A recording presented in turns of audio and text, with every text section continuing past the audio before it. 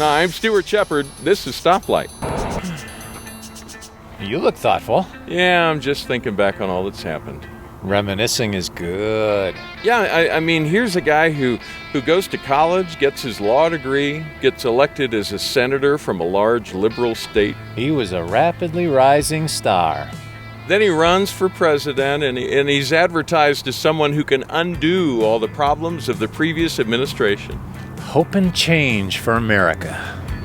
He said he'd bring an end to an unpopular war. I remember a line from a campaign ad. He said, "The time has come for the American people to turn to new leadership, not tied to the policies and mistakes of the past." Forward. His 2 daughters brought light and life to the White House. And remember, his wife did that photo op with Big Bird on Sesame Street? I remember that. Yeah. So there he is in office. He gets tough on crime. He works to protect the environment, to limit the number of nuclear weapons in the world, to lessen the tension between Israel and Syria and Egypt. He cuts back the manned space program. I've always heard that Mars ain't the kind of place to raise your kids. At least according to Elton John.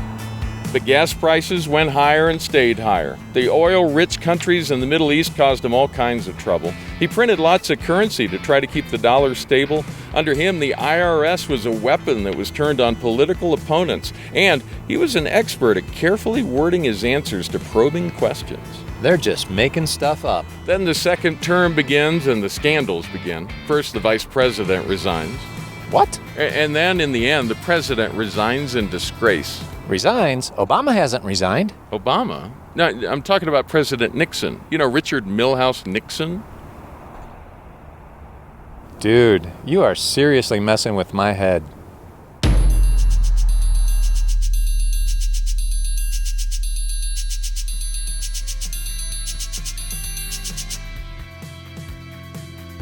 Hope and change for America.